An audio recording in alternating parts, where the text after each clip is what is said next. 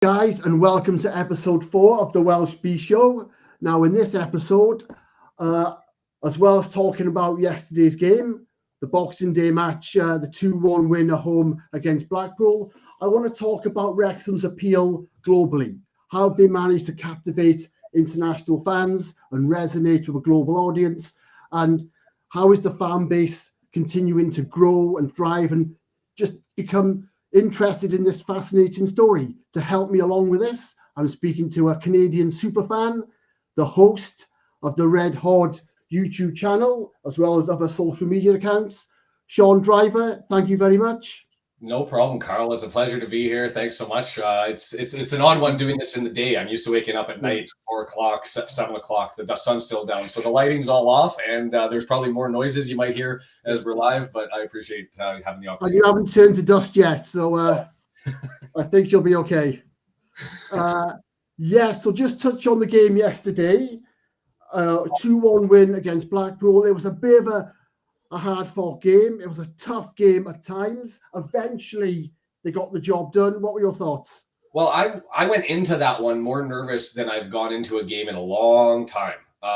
Because even last season, we still felt like we were in control, even when we were getting close to securing promotion. So there weren't a lot of nervy moments last year as much as this year, though different. And to have two sort of points taken from us in two games in a row, and then we were going up against Blackpool at home. If we lose this, a 3-game losing streak towards the end of the season against teams that we should be taking care of, I was nervous. And then to have the goal early, like freaking out, hearts beating, I was not in a good place last night and into the early morning hours. And but it all turned right at the end. A little bit of help, I think, from the ref, and we'll take it.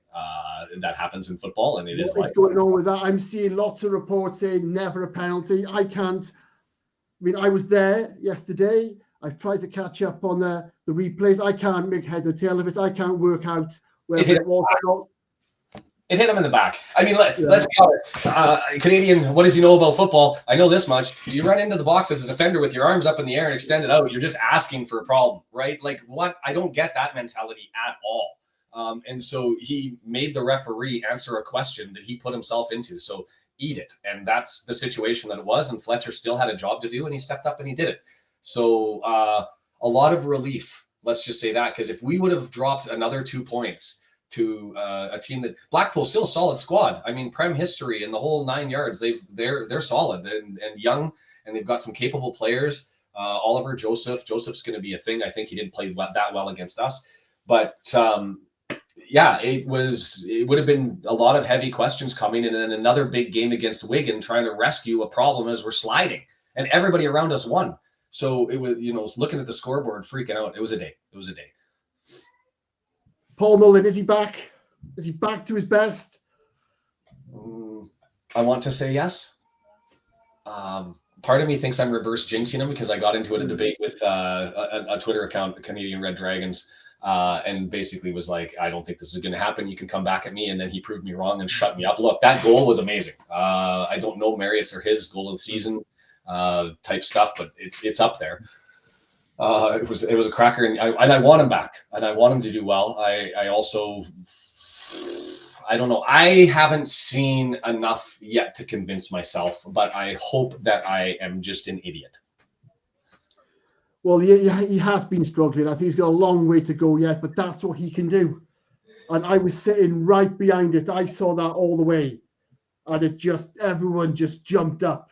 You could see it was going in. You could follow the path of the ball. He caught it really sweet, right on the sweet spot, and it dipped. It's unstoppable. When you see that bit of magic and you think, yeah, it's there, and he's got it in his feet, and this can happen on the regular. And then you see other opportunities that he's had where you're like, how did that one end up 3 feet over the net or 5 feet wide? And so just not connecting enough. Look, the work rate is there. The effort, the desire, that's all there.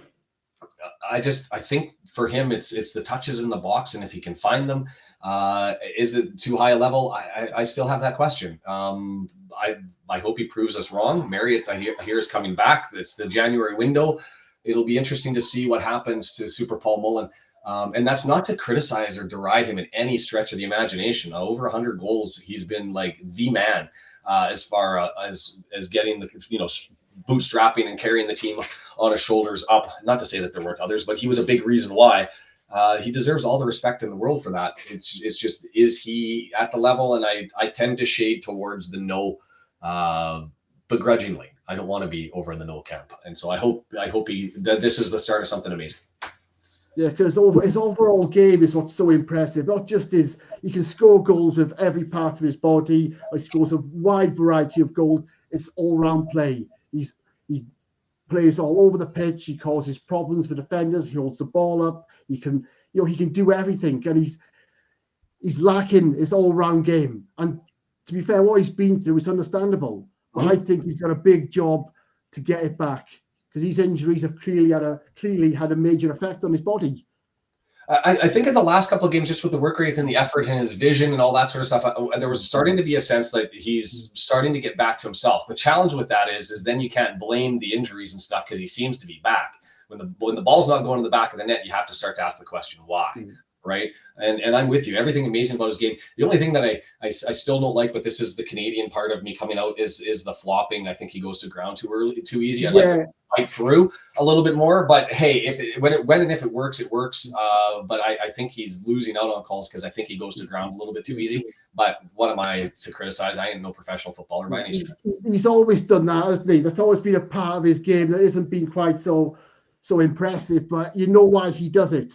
But someone said to me yesterday, he started to do it a bit too much now. He's doing it more than he used to. Is that trying to compensate for the lack of form? That's my thought of it. We're either recognizing it before because we're not getting the remarkable goals in the production, and so you're like, oh man, fight through that, maintain possession, and who knows what would have happened. And so maybe that's just part of the criticism. Maybe it is because he recognizes, I don't have an opportunity to break this guy down and score with an opportunity, so I'm going to try to draw a foul. And I don't know what it is. It's been frustrating. To be fair, I didn't see it as much in the game against Blackpool. He was fighting through. He was searching for it. Long may that continue, and we'll see what happens. January coming up, transfer window. Talk about a striker still not scoring enough goals. It's always a problem. We're not scoring enough goals. The strikers are there. The talent is there. Do we need to go out and buy another striker? There's talk of Bamford, which I don't think he can offer anything now. Certainly not the money he's gonna need. Yeah, we need two. And I say that because if Marriott, what's the situation with him? He's coming back. Is he going to jump in? He's got to do the conversation about jumping back into things. Mullen's behind him. We've got questions about Mullen. Is he back? Is he not back? There's still a lot of doubt. If they're not going, who's on that side? You're not going to run with Elliott Lee forever. That's not the answer. We've tested that theory. So you've got to go and get somebody on that side. And then on the other side, you've got Palmer, Fletcher, and Fall. Each of those with a bit of a bugaboo, right? Palmer's been putting in a session this season. Way better. If you would have told me that he'd been having the year that he had at the start of the year, I would have been like, there's no way. I just didn't see it. And I have to give him all of the credit in the world because he has been very impressive. And Fletcher had the injury problems, and he's only able to really go 20 minutes, and that's the role that Parky's got for him. So if Palmer's down, what are you doing? You're extending Fletcher? Are you going with Mo Fall and you're putting your faith in him? Have we seen enough to know that we're confident in that? And so to me, you've got to go and get two. That's what I want. I'm not spending the money. Well, he does need to start doing more, I think. Someone said when he's young, he's for the future. He's cost £500,000. We've broken the transfer record. That's not for the future. It's for now. So he does need to start doing a bit more, I think. I don't know. I think there's enough positive in him that when he was signed, I said, this is going to be a signing that's going to frustrate me for a season and a half. And then I'm going to turn around and to be like, how in the hell did we end up getting this guy? Right. I even though it's £500,000 and I see it, he's young and he's tall and he's figuring out the professional game. Tall. And I say that as it takes taller people and a little bit longer to get caught up to speed with things. That's just a physiological. Yeah. And so I still see him as being next season's answer. Right. And finding really his role and building towards it. I'd like to see him get more minutes, but it is what it is. I think we need big money on the left side, another healthy body who can help Palmer. on the right and give him days off, although Palmer probably doesn't want that, and that's why I love him so much. So we'll see what happens.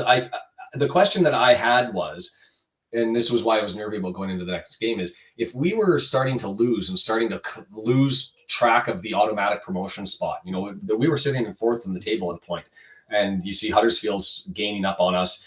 You've got teams down below. Would they temper their spending because now moving up's not realized, like the chances of it have declined, and so would they soften their spend? And so that's why it was another big reason that I think those 3 points can't be ignored, is I think that does give them a little bit more comfort to open up the wallet, but we'll see what happens. Well, they're in a very good position. The opportunity there to really go for it. Like you said, they're close enough to really go for it. And I think they're going to finish in the top four. Obviously, the top two go up automatically, but top four for this season, for the first season in League One, you take that. But as I've been speaking to people, it's so close. Yeah. This is the chance of a lifetime. Yeah. And the Birmingham, you look at the financial side of things, the salary cost management protocol, SCMP, or call it financial fair play, or whatever you want to define it is in the lower leagues, is different than it is in the championship. Really, with the SCMP, you can spend whatever you want. You've got to put it into equity, and it's got to be monitored. But we have the turnover. We can spend a lot of money. We can do what Birmingham did. And so the question is once you get into the championship, where you have that 3-year rolling average on your losses, do you want to load up now because it won't count on that transfer payment as far as the losses go? There's an opportunity. I wouldn't look to spend 20 million quid or anything silly like that. But do I think that there could be a heavy spend if you think you're going up and you want to preserve yourselves to give you an opportunity to take a couple of losses elsewhere and really build the club? This is an opportunity in a window to do it and sort of Birmingham light this expenditure. So that's when people were saying 5 million, I was kind of hoping towards 10. And I know that for people in Wrexham, thinking 10 million quid on transfer fees in the window is nuts. But there's an opportunity if they want to do it. To really bust open the bank and have a swing at it, to build something to set them up for the championship. And so it'll be fun to see how the window transpires, to see what Rob Ryan and the new owners are really looking at. But that is a very risky game sometimes, I think, to gamble like that. You talk about foul, 500,000, that could turn out to be an 500,000 flop. Yeah. When you start losing money like that, that's when it becomes dangerous. That's when the fun goes. That's when the whole perspective of running a football club, the enjoyment of running a football club and a sports team, it changes. Well, 11 million quid a year loss. Is that what it is in the championship? As an average? Yeah. That's going to be the expectation. And this is, you look at the football fan, and I don't want to get too much into the regulation and all that sort of stuff, but as I read it, the football fan-led review, the discussion that's going on in the House of Lords regarding the football regulator and all that sort of stuff is all fascinating and all talks exactly about that. How much can you allow owners to gamble to end up moving things? But the system is what it is right now. What's set up for English football is how you play the game and how you look to climb it. And separate and apart from what happens on the field, the off the field stuff is really fascinating to me over the next 6 months, because you'll end up seeing what Rob Ryan and the crew really want to do as far as looking to take a shot at climbing up to the top. Well, they've brought in new investors, new partners, so there's opportunities there for financing, and there's been some restructuring with shares, isn't there, going on? Yep. So Parky believes he's got the backing. The word is his backing there. He feels he can make moves. You've read his interviews, you've listened to his interviews. He thinks he's going to be able to do the business he wants. Yeah, it'll be. I'm here for it. I'm here for it. So we'll see what happens. There's no way that I'm going to be in the know as to who those players are. There's no way that I'm going to be able to read the minds of the ownership group or Parky.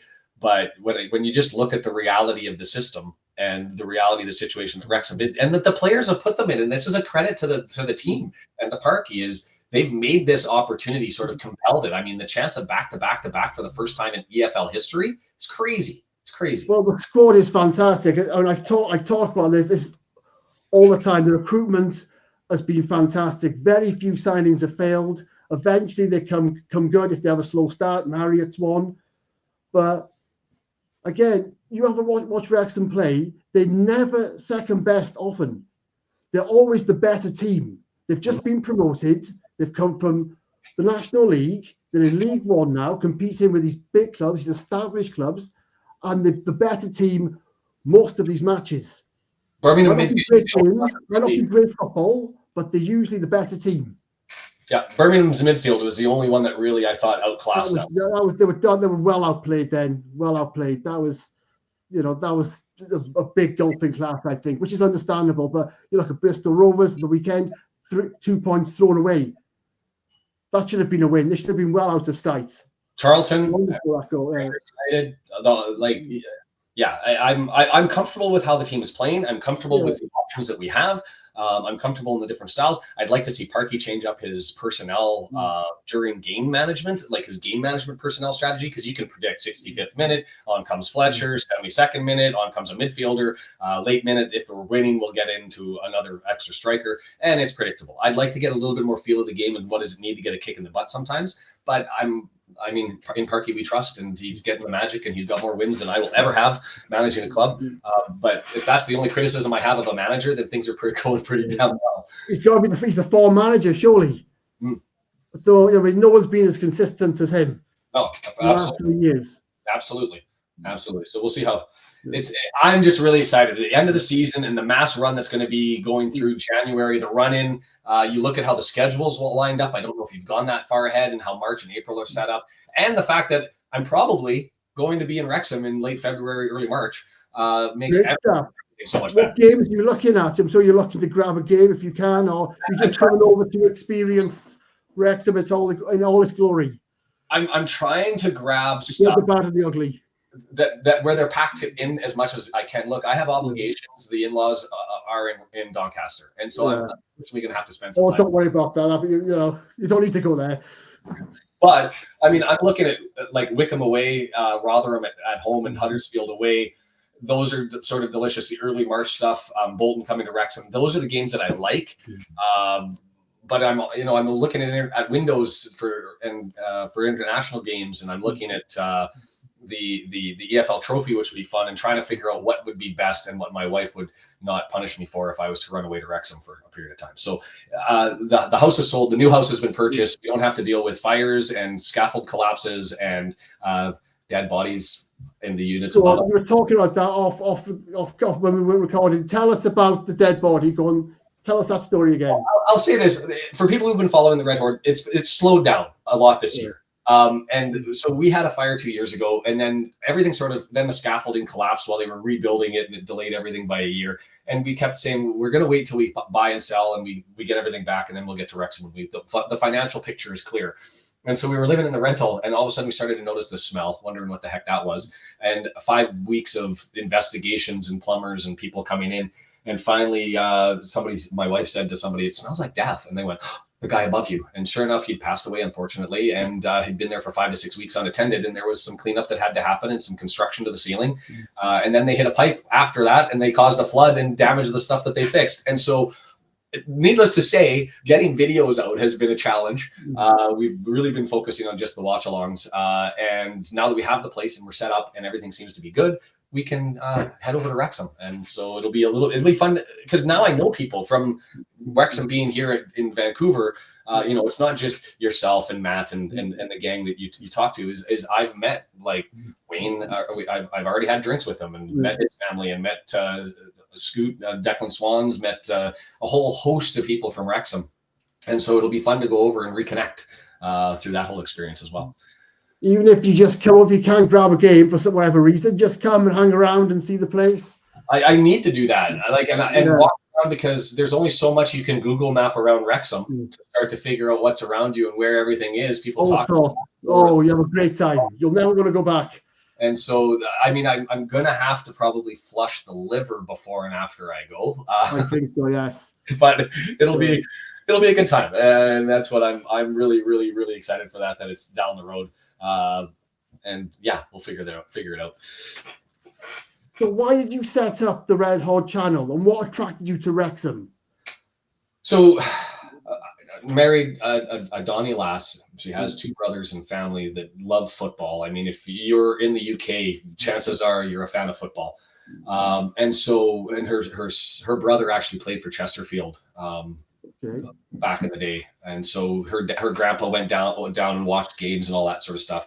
And so I started to look at the clubs. Well, the options for me were Doncaster, Leeds, and Liverpool if I was going to fit in with family. And I didn't really feel any of those clubs. And so I kept looking. I went and saw Donny bash Rochdale like 6-1 or 5-1 back in 2019. And I couldn't feel it. And I kept looking and I kept looking and I kept looking. And, people, you've talked to international fans, there's different camps. Some really like the promotion relegation aspect of things. Some were really big Rob or Ryan fans. For me, I was desperate for a football club where I could feel part of the community and like really get invested in it. I wanted to have the same passion that my in-laws had. And it was watching the documentary, and now I'm talking about it, and I'm waking up and I'm, binge watching, and then the streaming with the National League was made available. And I actually chatted with the commissioner when that all came out to, what do we as international fans want? He reached out to me, and we had a confidential conversation about sort of what we would be looking for and how that could help the National League. And it was odd to be all of a sudden a part of this process. So that's what I needed. I wanted community. I wanted to feel it. I didn't want to be distant and just sort of a fair weather fan. I wanted to be able to connect with club, team, and people.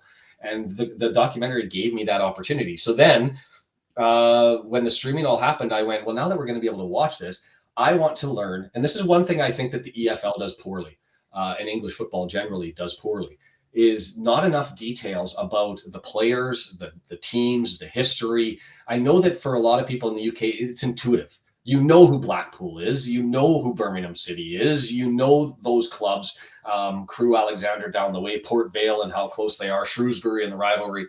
But we don't have any idea. And yes, maybe it's too much in North America with the dramatics and this player versus this player and the rivalry and all that sort of stuff. But some of the derbies, we don't necessarily get them unless we look them up. And so what I needed to do is I wanted to know, who do we hate? Why do we hate them? What's their history? All that sort of stuff. So I started to research it. Then I thought, well, I've learned all this crap. Would other people like it? And so I started to put it out there, and it started to get a little bit of traction. And then it turned into the watch-alongs. I'm doing less. I want to do like a preview thing every time, because I think there's a lot of history of clubs that you can talk about. And it's important, I think, if you're going to be a fan, to understand that and get invested in it as well. Why is Wigan a big thing and for McLean, and how's that going to all work out, right? Why do Wigan and Bolton hate each other? If you're going to watch that as a neutral game, I want all of those details so I can watch the scoreboard and be like, oh, that's tasty. And so that's why I started it and started the whole process. And then the other reason that I started it and started to get into the watch-alongs was the community started to build. And it's separate and apart, but still a part of, I think, the Wrexham fan base. We love the game the way that we love the game, and we can't get to the racecourse as frequently as we would like. And so if you want to watch with a bunch of people and have a chat and express your emotions in the good times and the bad times, and that includes the good news in life. People have been having babies since they've joined, and the bad news, people have passed away, and we as a community are there, and it's part of taking and the followers of Wrexham and turning them into fans of Wrexham. And if I'm just a tiny little piece of that puzzle, then that's what I want to do, because I'm selfish. I want Wrexham to do really well because I love it. I want the club to throttle the hell out of everybody because I want it. And how do I help encourage to make sure? Well, that's by making sure the club is doing well, making money, and doesn't have to worry about a supporters trust again. That's not to criticize the supporters trust, because it was massively necessary. It's just I want it to be everything it can be. And if I can pull in 100 people, 500 people, 2 people, then and have some fun with it, then that's what I want. So that's how that all started. Yeah, I think those watch-alongs you do, I think, are brilliant, especially with the fans over on your side of the globe, on your time zone, and it's bringing together people. Like I say, they've got something to do, they've got something to look forward to, they can be part of something. Yeah, that's what they've done so well. And we have great hosts, and it's exciting, it's interesting, and to have that mixed community, I think that's why they've been so successful. 57 countries have come and joined ours. Right. And Josh down at the local pundit's running his thing, and he does a very different thing than I do. And I love him, and he's great. And people do what you want to do. Right. Like if you can get to the stadium every day and you want to go to the stadium, go to the stadium. If you want to watch it on a stick, I mean, yes, that's a little bit frustrating because you're taken away from the club, but follow the club. If you want to watch me talk about it, you want to watch Josh at the local pundit do his thing, you want to just follow the podcasts, whether that be you or any of the others that are out there, then fill your boots and love the team and get engaged with the team the way that you can. And for us, yes, we have, 30 to 60, I think we're up to like 50 members that pay actually like it's $1. It's not a lot of money, but it's just to help keep the lights on sort of thing as far as the costs of putting everything together. And they're there every game without fail. And then you have the additions, and we're a welcoming community. And when there's love and new things and excitement, then we share that. When there's loss and those parts of life, we share it. And it's been a great part of the community. And Wrexhamites are there. There are people who will listen to me and they can hear this cheer from the stadium and then see my reaction through the internet. And so different experience for them. I've had people listen to the game while giving their kids a pop quiz. I've had a guy Ubering in Florida who was playing the YouTube channel while he was driving people around and telling everyone, oh yeah, this is a Wrexham game and we can't get the radio, so I'm listening to this guy on YouTube. It's all over the world sort of doing his thing. And that's not me who's doing it. I'm just trying to build community and share the love of Wrexham because I'm selfish and I want the club to do well. But that's just an example of what's happened with this takeover, how it's captivated a global audience. Mm-hmm. And obviously the documentary being so well made, being so successful has helped, but also the success on the pitch has helped. And having two owners that are just the performers, obviously, but they've got so involved. They really do get involved, and they've really promoted the club and Wales really well. They've really got behind what they're doing. They believe in what they're doing, and they, like I said, the perfect owners. And it's absolutely, and I truly believe that. And this is the type of owners. If you look at the football-led fan review, and I know it's like an 80-page document, and I don't know if you've ever read it, but it's a fascinating read because when you read the language that's in that, I'm going to suggest to people that exactly what that football-led fan review was talking about is Robin Ryan's ownership.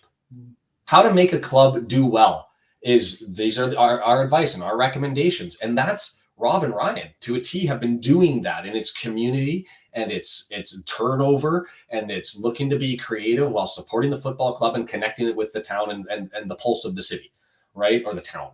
And so I'm a massive supporter, not just of them and their movies, but of the brilliance that they've done in taking what they do well and pushing that to help Wrexham go forward. And as far as the community, I had sort of a seminal moment that I will look back on as one of my favorite memories probably ever. And that was sitting in the Welsh Hall in Vancouver, the only Welsh Hall in all of North America. And we had the Declan Swanser Scoot was there. He's singing. We've got Wayne Jones having a couple of drinks. We've got all the podcasters. And then you've got a whole bunch of people from BC and people that I know that I've had food with and whatever, and Wrexham fans in the area. And then you got people from Iowa and Oregon and Louisiana and Virginia who were all flown in to watch the game. And it was, the Wrexhamites were shocked. They were like, you don't understand. 3 years ago, if you would have told me I'd be in Vancouver in a 53,000 future World Cup stadium, watching Wrexham play in an MLS team in front of 35,000 people with a whole bunch of fans, and we outnumber the home team, I never would have believed it. And for us, we were all like, I can't believe you guys are here. And Wrexham's actually like a part of my life that's so distant from me is now here. And so it's been a fascinating thing. How big are Wrexham in Canada? Are they in general, in terms of English football teams? Well, as far as English football teams, let's be honest. You've got to qualify things, and this is where the plastic component comes from. And this is what Charlie Methven was talking about: is you have followers and you have fans. And as followers go right now, Wrexham is at you take away the Bayern Munichs and the Man Cities and the Liverpools and the Chelseas and the Milans and the big clubs, the Barcelonas, take those out and put them in their own class. But you want to talk Aston Villas and Bournemouth and the table of the Prem, Wrexham is as big as that, at least as followers go. Have they converted themselves into fans where they watch every game and they know where Wrexham is in the table and they can tell you about the team that's coming up. Not quite there. And so that's the challenge. Is I think part of Wrexham's success on a go forward is if there is a slowdown in the number of followers that are coming, right? Those that have been brought into the documentary have been brought in. Now is there a transition into how do we convert those followers into fans? And are we at that stage right now? I think that's an interesting question as to whether we are. But walking around, people know Wrexham. I can talk Wrexham. They can ask where they're in the table. They know the players and the names. Are they rabid, all of them? No. And that's where hopefully it continues. And the continued Wrexham growth, I think, will draw some of those people in. Fair weather fans. It happens internationally too, right? But I would imagine the Premier League is massive over there already. Mm-hmm. Yeah. Is Wrexham helping to grow the lower leagues as well? Is there more interest in the Football League now, certainly the National League, but the Football League now with Wrexham? Are they bringing that along with them? Interesting question. I don't think, I mean, I guess I'm speaking for me because I haven't talked to others about this. I don't give two about the other teams in the lower leagues. They're teams that I want to know their history. I want to know why we don't like them and all that sort of stuff. There's respect to be given. But do I give a hoot whether Accrington Stanley ends up turning it around and comes up to League One, or whether they end up falling out into the National League South or North? I guess would be no. I don't care. Part of the reason why I think that I'm not as invested in those clubs and into success and maybe of the EFL proper is because I think the EFL does a poor job of advertising. I think the UK psyche of football's not for TV, football's to be enjoyed in a stadium. That's why you have the 3 p.m. blackout. I think that's influenced. That doesn't apply to the international fans. We want to know the rivalry. Tell us the story, because if you're not going to tell us, we're not going to get it unless we go and learn it ourselves. And so I don't think that the EFL as an entity has grown. If Wrexham ends up in the Prem and is no longer, under the auspices of the EFL, will people care? I don't think so. Have I watched any National League games since Wrexham's gone up? Not a one. I've clicked on the stadium to follow a little bit of Chesterfield, whether they break the record, but that was self-interest, right? So no, I for me, the answer is no. I'm interested in the comments or wherever if somebody ends up disagreeing, because I'd like to hear their point of view as well. Do you think the club is being run as a traditional North American sports team rather than a UK football club? Do you know what I mean? The commercial aspects, the branding. Do you know what I mean by that? I do. I get this. There's stereotypes here going both ways, right? Yes. The franchise model and being run that way and all that sort of stuff.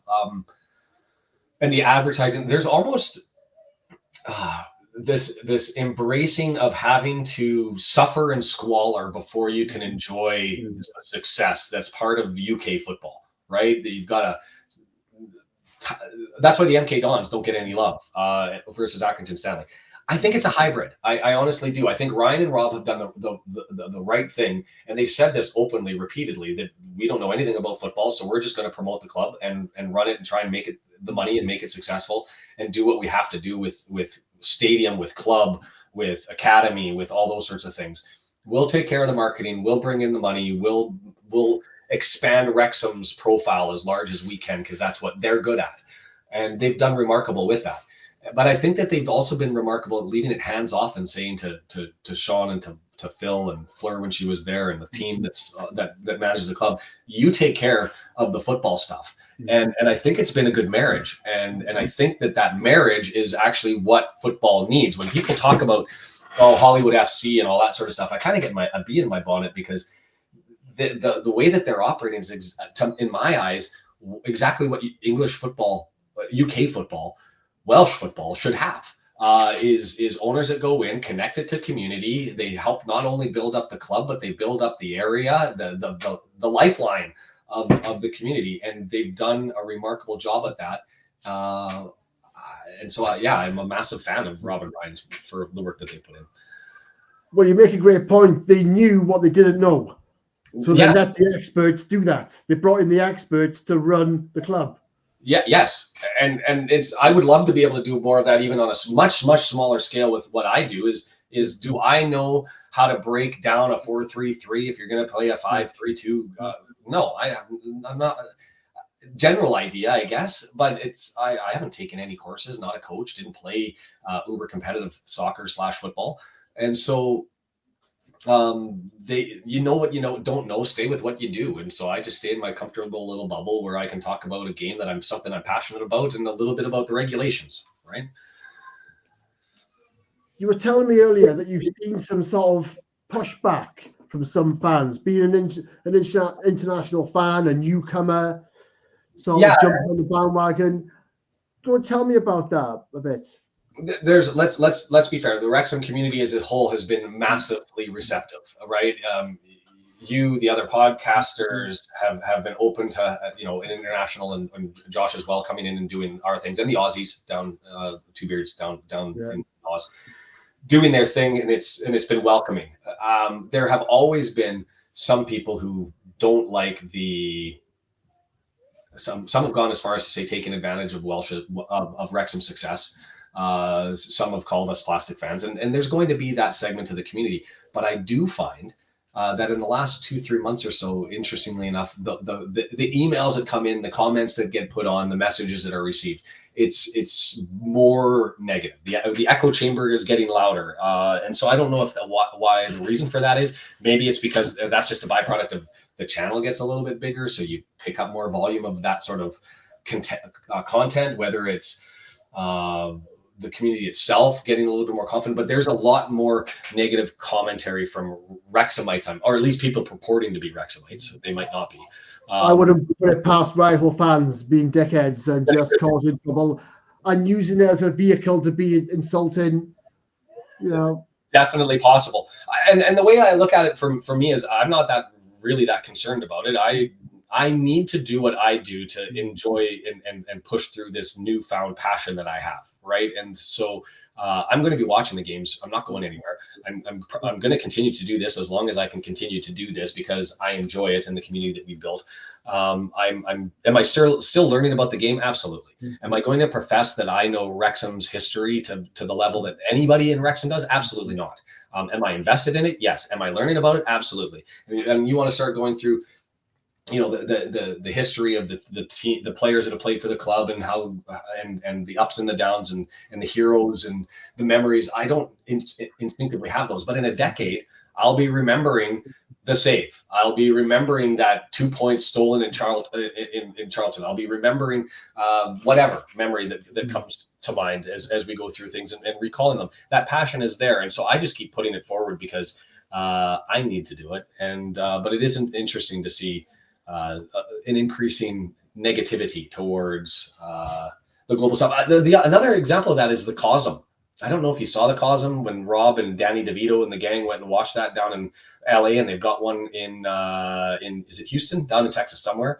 The big, massive, large screen where I saw clips of it. Yes. Yeah. When they celebrated the goal, was it against that one? Yes, and if you're there, and Josh was there from the local pundit and others as well. Like, it feels like you're actually in the stadium. In fact, that game against Bardsley, you could see people leaving the exit after the goal that went in late, and it was funny because it was like literally as though you were sitting in the cop.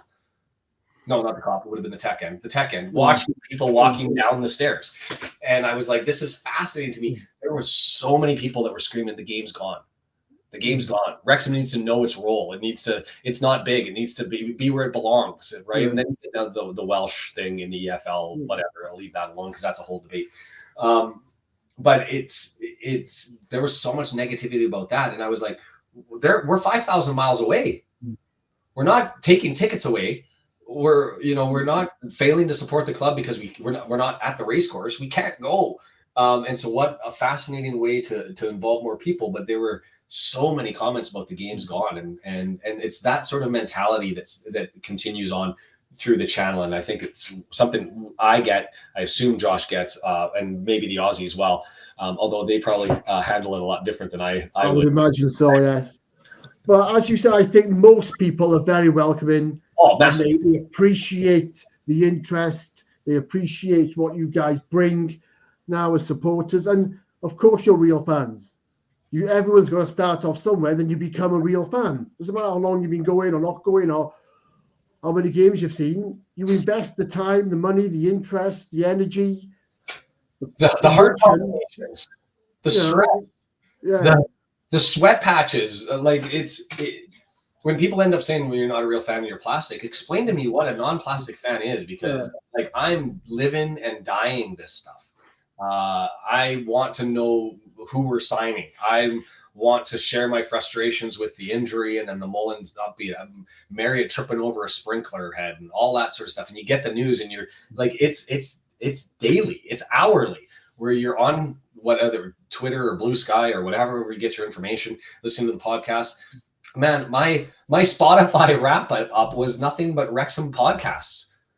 Like that's my life. And so and long may it continue, because there's good people, and let's get that message out there. Of the people that I've met, whether it be online, whether it be in Vancouver, Wrexham's got a lot of amazing people. There's some bite and there's some wit and some really good banter, but I appreciate it. But good, solid, salt of the earth people that I would love to sit and watch a game with and have a brew with and chat about. And even those people who hate me or don't like what I put out there, I like to have a brew with them to have a chat and just be like, what the hell, man? Let people enjoy something that they enjoy in the manner in which they want to find that joy. And for a lot of people, Wrexham brings a lot of joy and frustration, but we opt to pursue it. Let them soak it in the way that they can and the way that they want to. And if that's through podcasts, if that's through watch-alongs, if that's going to the race course, then fill your boots. I don't know. That's my take. But I think most fans, well, every fan should appreciate what's happened, because this has just been as a fairy tale. It's all worked out, and this could have happened to another club. Wrexham could have been still struggling in the National League, trying to get promoted out, and someone else could be having this. We live in a much smaller world now. As we're able to communicate like this, we're able to see what's going on globally. There's new inventions, there's new initiatives, there's new, you've got to embrace the world as it is. And you talk about that's a cosm, is it? It's a new thing. Is that used in other sports? Yeah. And the Premier League is doing it. But Birmingham City and Wrexham's going to be the next game that's going on in January. If you haven't seen the videos, go and find them. They use it a lot for like UFC fights and things like that. And they sell the tickets. The tickets are more expensive to go into the cosm than it is to actually go to the race course. You're paying more money to watch it. I mean, yes, you don't have to fight the wind, and you're sitting in like your seat, and they'll run you your beer out to you while you're sitting there. But the tickets are expensive, but it's as though you are there. And Rob, I even had his Twitter thing. He was like showing the video of the selfie. I saw some of the clips. I saw some of it. Yeah, I know what you're referring to. But as I'm saying, some people didn't appreciate that. But you've got to embrace what's happening. You can't be too annoyed by it. You've got to say, well, look, what's the alternative? Well, the alternative. How do we grow as a club? How do we grow as a community? It's that this takeover has galvanized this town and beyond. Everybody is still talking about it. It's brought everyone. It's reignited everyone's interests. My mum, wants to know what's going on and shows an interest and pays attention. Everyone is still excited about what's happened. What was the alternative?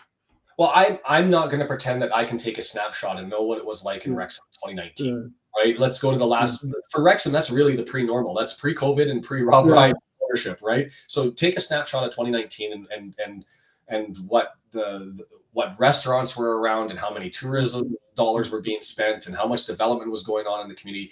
I wasn't on the ground, so I don't know exactly what that means. But when I take a shot at that snapshot and then look at the snapshot of 2024 and the future and what's going forward, all I hear is about optimism. All I hear about is people benefiting from jobs are being created. Restaurants are opening that weren't there. People are working as a consequence of that may not have been working before. The university is doing better, as I understand it, which is an added little development. And so there's all of that as an expectation. Do I see where I could long for the charm of my small little club fighting to do its thing? Yes, I can see frustration and I'm sure that you know that frustration well. But I can see the charm in, the National League, the League Two, and that being sort of home and slugging it through with all of our rivals, I can see a charm in that. But the opportunity, I think if you were to sit there and poll most people and say, hey, you get to choose, here's the spectrum, is we can stay here and do this, or we can chase down there, and we're going to end up somewhere in between. I think most people would say chase the dream, and let's fire it up and talk about maybe getting into the Prem one day. If I would have met you, Carl, on the streets over a pint in 2019 and said, you're going to have a real pathway to get to the Premier League, you would have thought that I was on something. I think most people, it was a struggle as to get out to the National League. Yeah. Let alone dream about anything else. But that was the comment. That was it said as a joke. That was sort of the joking ambition, wasn't it? If you like, that was sort of, it's turned into reality. I know. Yeah. Halfway there.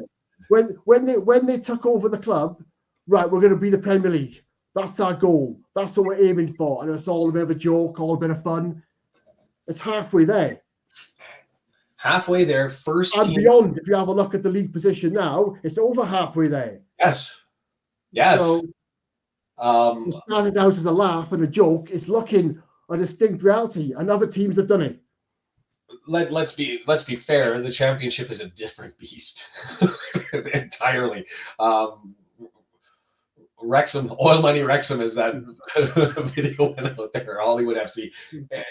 We're going to run into competition, and it's not going to be a walk in the park. And I mean, none of these leagues have been a walk in the park. Let's be fair. But we have been able to spend more money than most, and so you get an advantage when you do that. That's not going to be the case going forward. It's going to have to be the players stepping up, Parky doing his thing, and good football management. But put us in it. Let's figure it out and have the swing at whoever comes down. Sheffield United again, right? Maybe not next year, but soon enough. Cardiff and Swansea in the same league, assuming Cardiff doesn't go down. There's so much deliciousness if we were able to do it, and I'm here for it. And you know what? I'll be here if they don't go up and they still swing through. I'll be here. I think I'm stuck in. Like this is there's too much going on, and the routine is now set. 4 o'clock in the morning, 7 o'clock in the morning. Let's get fired up. Lunch is on Tuesday. It's life. Wrexham is now a big part of life. But Ipswich were in League One 2 years ago. Yeah. So Wrexham now, you forget where they've come from. It's where they are now, third in League One. They've got as much chance as anybody of reaching the Premier League. Yep. And the players are there. The investments are being put in. They're looking for more opportunities. The structure is still being developed. I'd like to see that academy get, like, the physical institution be constructed. I'd like to see the COP get its work put in, and all that stuff back of house to get taken care of. But at the end of the day, what really matters is putting points on the board. And this club continues to find the ability to do that more often than not. Right? Well, by keeping the same, like a consistent squad, I think. I don't think it needs too much tampering with. Keep the core there, keep the components there, and just add. That's why it's been so successful, I think. Yeah. Well, he's kept the same shape and formation. He has a style that's working. And this is what I'm learning, is you never know what you're going to get out of players when they end up moving from one league to the next, whether that be the National League up to League Two or League Two to League One. Like, if you would have said to me at the start of the year that our MVP is going to be Barnett, I would have said, wow, we had a bad season. Really?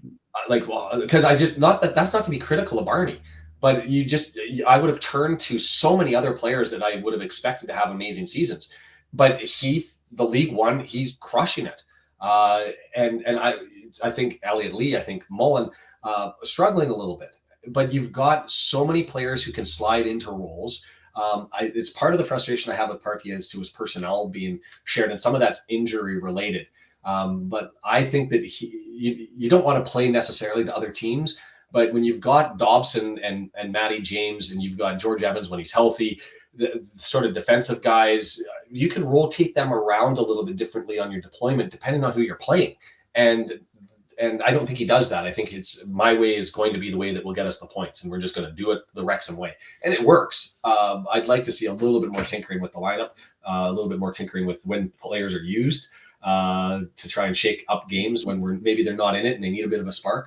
But look, it's the club is doing its thing and it's doing its magic, and long may it continue. And I don't see any doubt or any reason why we're not going to have a swing through the championship and see what happens. And Rathbone, very, very impressive last night. And I think he's looking really, really good. Odd, and you tell me if I'm wrong, I don't think I said his name in the first half. And in the second half, that's all I said. Like, and I don't know whether he got prodded or teasered in the back room by Parky to wake him up. But he came out and he's had moments like that where, box to box guy, and he comes as advertised and he's got the hustle but he was just a vacuum. He was Velcro. He was sponging up every ball and delivering it effectively and working his tail off. And it was glorious to watch. And I don't know what the difference was even from first half to second half for me, but I agree with you. He was, you can go through the whole lineup in that game yesterday and I think not find fault. EOC was another one who, I don't know if it was the fog, but the first 15, 20 minutes, too heavy with the long ball, too heavy with the long ball, too heavy with the long ball.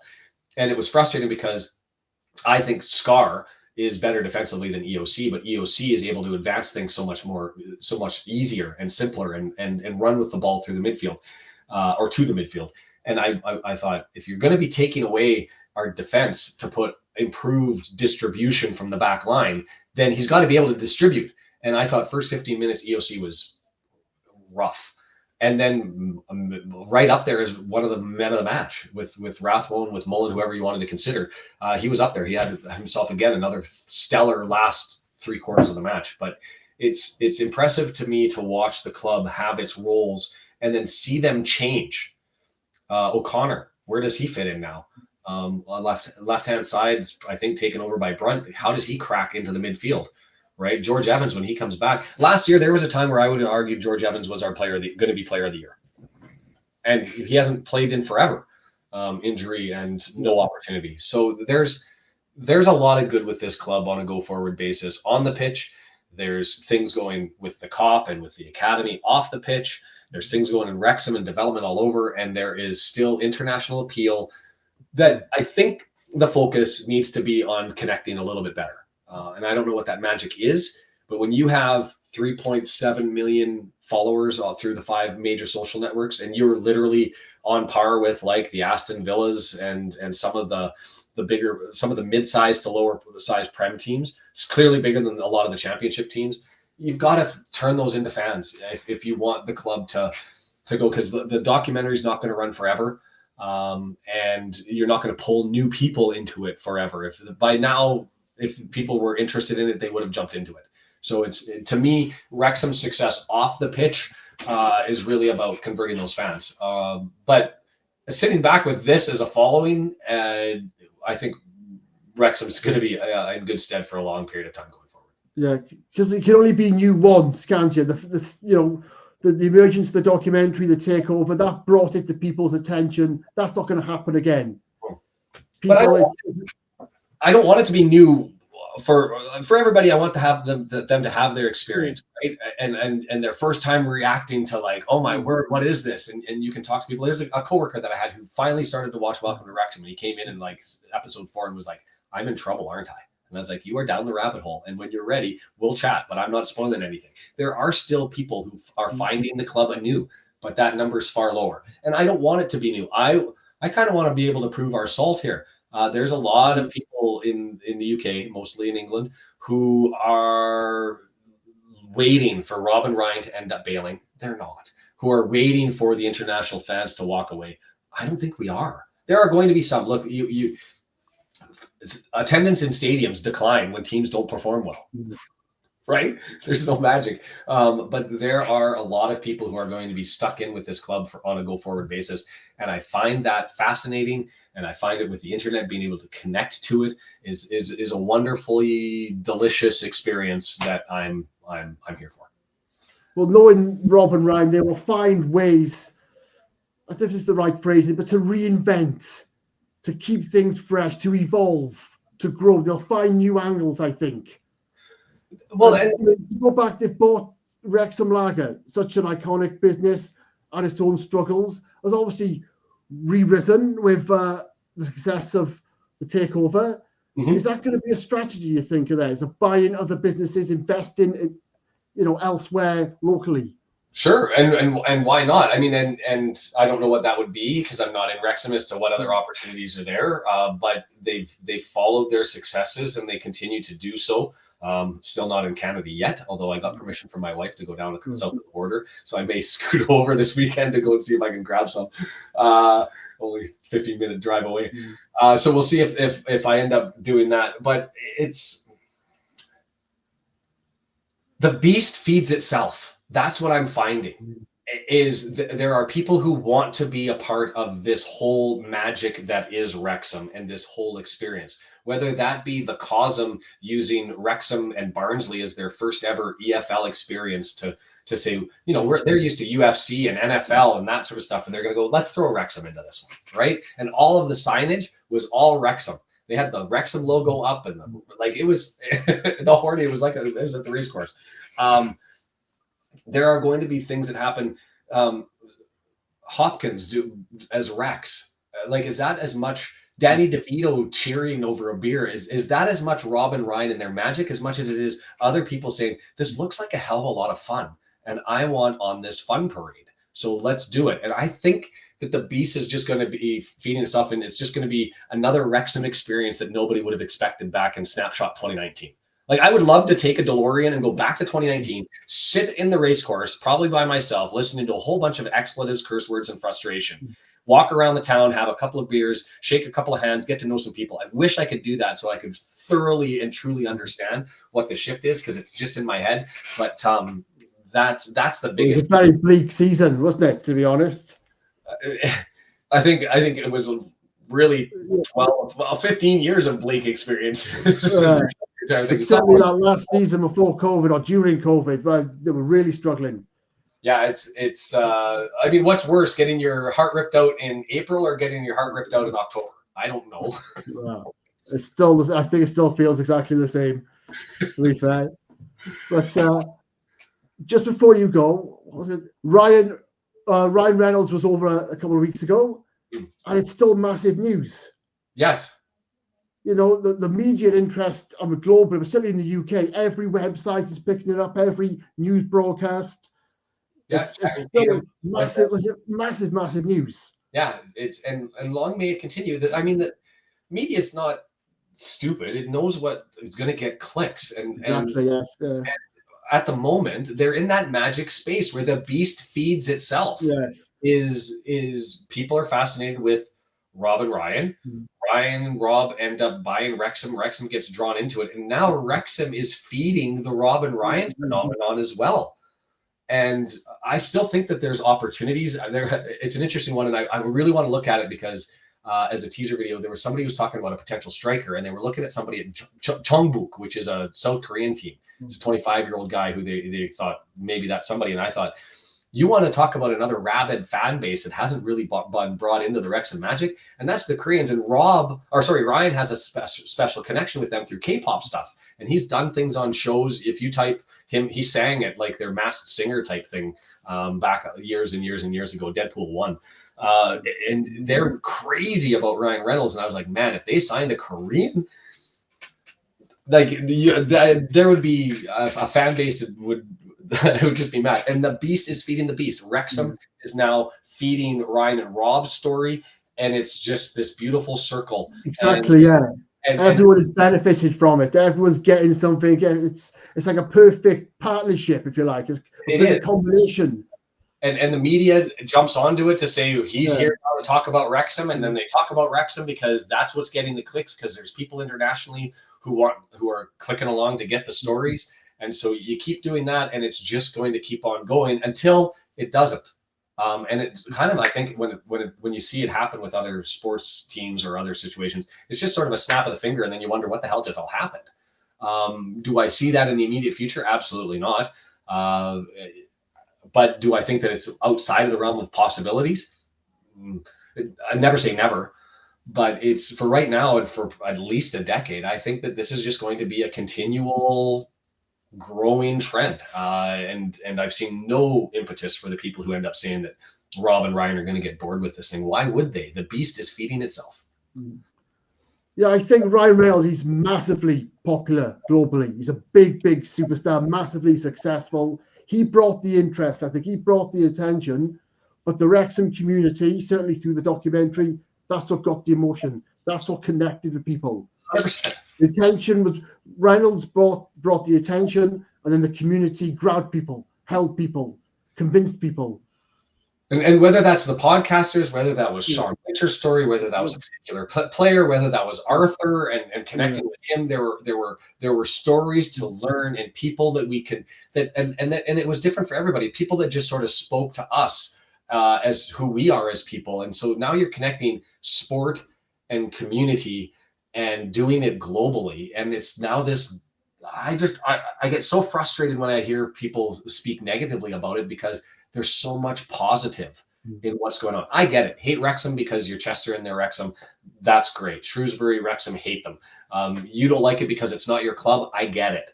But for the people who legitimately in their heart say this isn't what football should be about, I'm like, why? Why not? Because it's the people of Wrexham who are the massive impetus behind it, being supported by, yes, a couple of people who have some media attention and some chutzpah to be able to do their thing. But it's there's so much positivity and so much good that's happening in just being a part of this experience and this club, and I'm here for it. Long may it continue. And I think it will continue, and it's going to get bigger and bigger and bigger. That's right? Guaranteed. Scary, Shaun right? Driver, thank you very much for this. I really do appreciate it. It's great to catch up. And we'll do it again sometime. I appreciate it. You put me up after Tim and after Spencer Harris, and I was like, oh man, the pressure's on. But it's always a blast chatting to you. And you delivered as always. Cheers, mate, and we'll do it again. Thank you.